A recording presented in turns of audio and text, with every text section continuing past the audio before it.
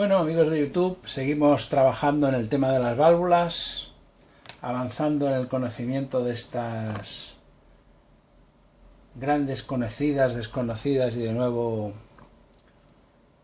interesantes. Aquí tenemos la PCL84, en la cual he ido basando todos los estudios. En un anterior vídeo estuvimos hablando de todo lo que eran las curvas del triodo de la PCL84 y os estuve explicando las curvas, las características y cómo obtener las diferentes gráficas. Concretamente lo que estuvimos analizando era cómo obtener la resistencia de polarización de placa y la de cátodo. Y entonces estuvimos haciendo aquí una serie de explicaciones y cálculos hasta que llegamos a la conclusión de cuáles eran estas resistencias. Muy bien. Esto lo hemos traducido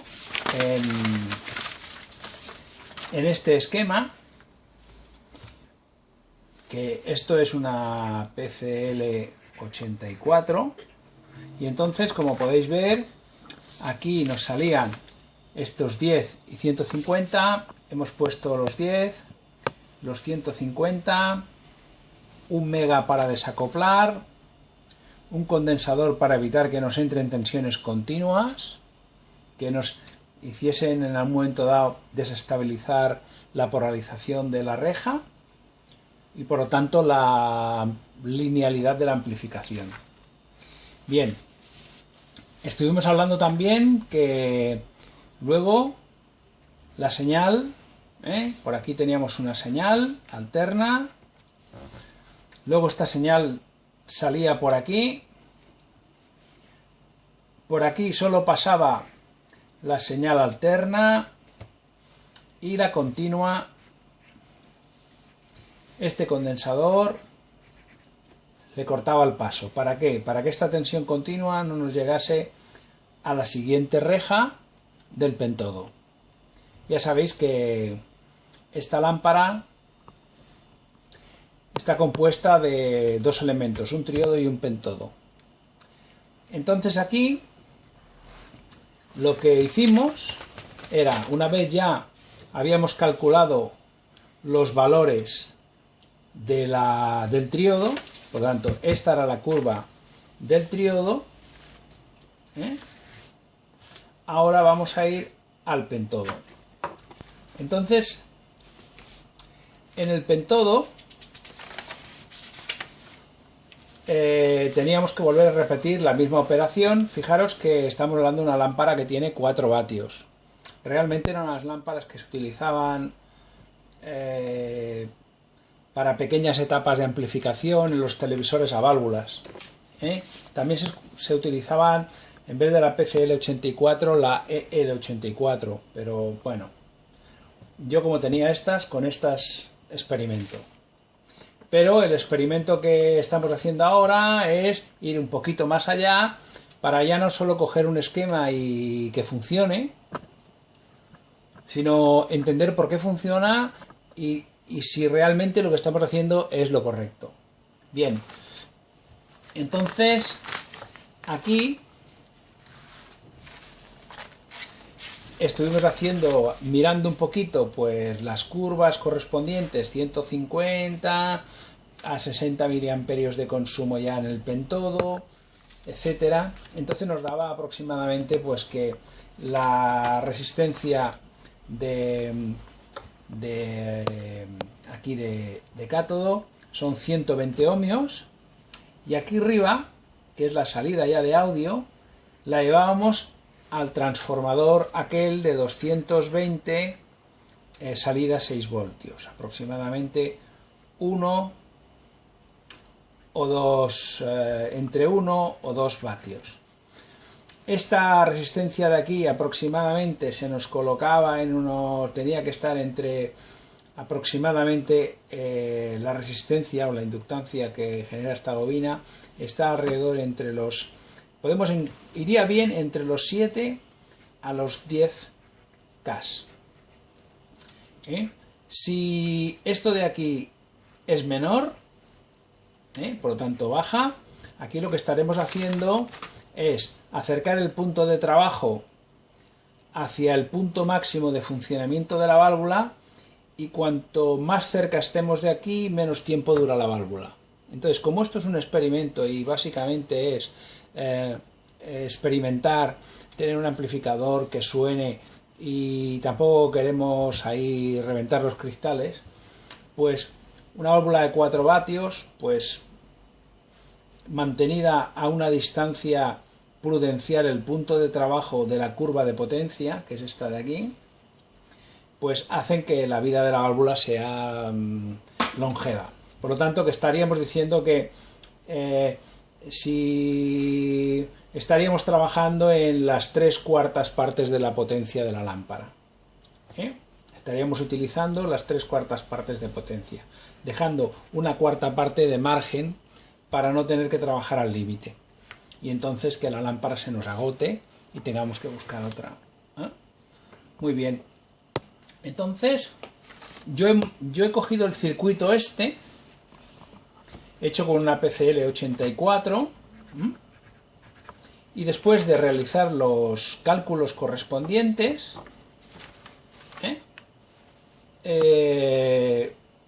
lo he montado en la protoboard. La protoboard es esta de aquí. Ya os he explicado alguna vez que es una placa donde hay un montón de zócalos y una regleta, y yo ahí hago los montajes. En las protoboards electrónicas son aquellas que tienen infinidad de agujeros, pero yo aquí lo hago de esta forma. ¿Veis? Aquí tenemos la entrada de audio. Aquí tenemos la lámpara que estamos ensayando y los botones de volumen. Muy bien. Este condensador de aquí es este condensador de aquí, que podéis ver aquí. Y este condensador ya, a través del potenciómetro correspondiente, ya llega a la válvula. Entonces, ahora mismo yo he hecho una prueba inicial. ¿Y qué he hecho? Bueno, lo básico ha sido colocar la lámpara aquí, con esta fuente de alimentación. Los filamentos, según figuran en las especificaciones de lámpara, están a 15 voltios. Yo le he puesto a 14,54. Y después, con la fuente de alimentación que montamos en el anterior vídeo, que es esta de aquí, he cogido, la he regulado con el variac para que me entregue 150 voltios, que es lo que a mí me interesa. Entonces, si le doy al aparato,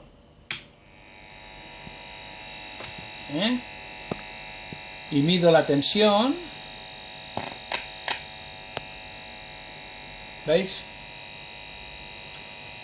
Estamos en 150 voltios continua. Ahora hace ruido porque tengo aquí una situación un poquito especial. Vamos ahora a ver qué señal nos entra. He cogido un generador de baja frecuencia y le estoy poniendo ahora 120 hercios, una frecuencia baja. Si vamos al osciloscopio, aquí observaremos que tenemos una señal aproximadamente de 500, sí, sería un milivolt, sí, aquí tendríamos 500 milivolts de señal de entrada. Esto es lo que nos entra aquí. Vamos a verlo aquí. Esto es lo que nos entra aquí. Aquí tenemos los 5 milivolts. ¿De acuerdo? Vamos a ver ahora qué señal tenemos justo en este punto.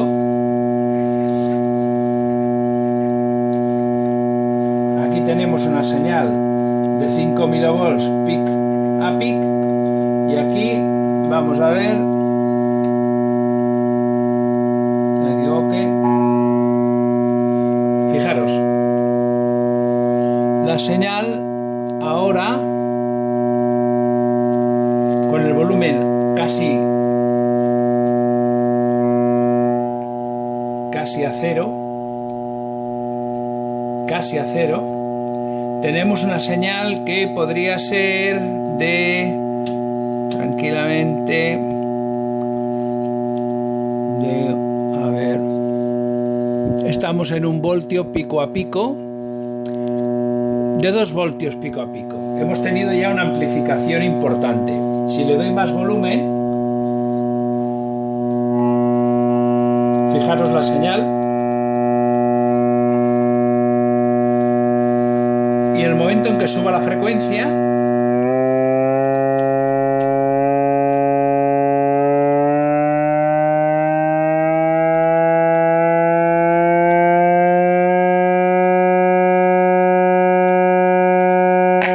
lo importante de la señal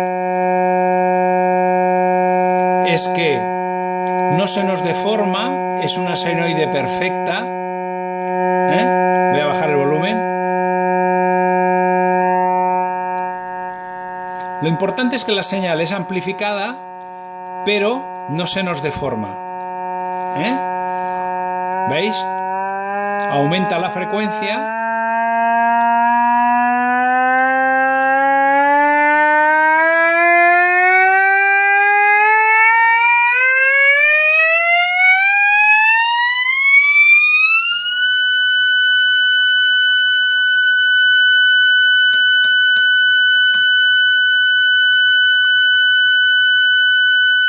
Esto es lo importante, que no se deforme la frecuencia.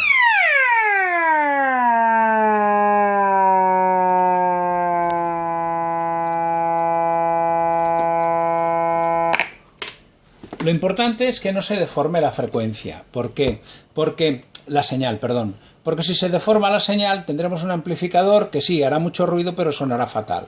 Si os fijáis, hemos hecho un barrido entre unos 120 hercios hasta aproximadamente unos 1000, ya ha funcionado perfectamente. Si ponemos algún tipo de música, luego me diréis que pongo siempre la misma, pero bueno, es que tiene unas tonalidades muy aceptables. Y lo importante es que es un cover y no hay derechos de autor. ¿Veis? Ahora voy a ponerlo en marcha.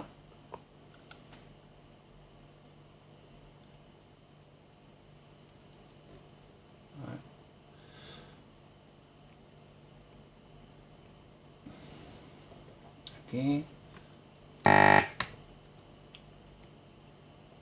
Esto de aquí, a ver si...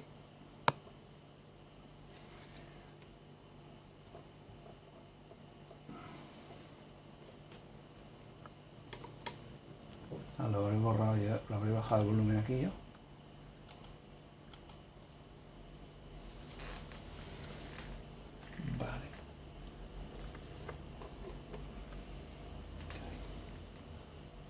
Vale. Cachis la pena. No tenía aquí yo esto puesto. Bueno. Bueno, vale, que tengo desconectado la entrada de audio. Bueno, lo importante era el verificar lo que hemos visto anteriormente, que era el poder comprobar que tenemos una amplificación, dijéramos, perfecta, sin deformaciones. Por lo tanto, volviendo otra vez al esquema, lo que tenemos es que tenemos una salida perfectamente senoide, amplificando en clase A, y que en ningún momento por mucho que variemos la frecuencia, se producen señales distorsionadas. La señal distorsionada podría ser una señal de este tipo, que sube, nos recorta el pico no es redondo por arriba, y nos hace señales de esta guisa, en la que esta zona de aquí, por motivos de polarización, esto se nos desplazaría y la señal nos quedaría fuera de las rectas o las curvas de amplificación. Por lo tanto, lo importante es que, aplicando los cálculos, aquellos que estuvimos hablando, y sobre las curvas que nos dan en el amplificador, pues que tenemos una tapa amplificadora lineal y sin distorsión. Esto es lo que era importante de comprobar y demostrar, dado que sí, aunque a nivel de cálculos todo era perfecto, quería comprobarlo a nivel señal. Por lo tanto, es lo que se trataba de comprobar en esta experiencia,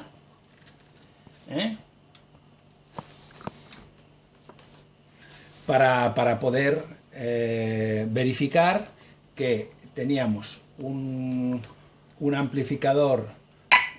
A ver, vale, quieto ahí. Teníamos un amplificador que funcionaba perfectamente, y sobre todo esto de aquí descartado. Si hacemos esta aplicación, tenemos una señal perfecta, por lo tanto podríamos tener una alta fidelidad. Quiere decir que lo que entra en el amplificador es lo que nos sale del amplificador, y que esta señal es idéntica a esta, sin ningún tipo de distorsión. Por lo tanto, aquí veis la aplicación de aquello que estuvimos viendo, de las tablas, de los cálculos, de las rectas, y esto llevado a la práctica, pues ya lo habéis visto. Bueno, pues muchas gracias, espero que os haya servido igual que a mí, y seguimos trabajando en el tema de los amplificadores. Quiero decir que estoy preparando, porque ha habido muchas peticiones, un amplificador de mayor potencia. Entonces, bueno, empezaremos haciendo una etapa de potencia de unos 18 vatios, un monoural, un canal solo, y si nos funciona, pues lo convertiremos en estéreo. En principio estoy trabajando a ver qué esquema se podría hacer y cómo trabajarme todo este tema de aquí. Que en principio ya prácticamente somos ya unos expertos en el cálculo de estas cosas. Bueno, amigos de YouTube, hasta el próximo vídeo.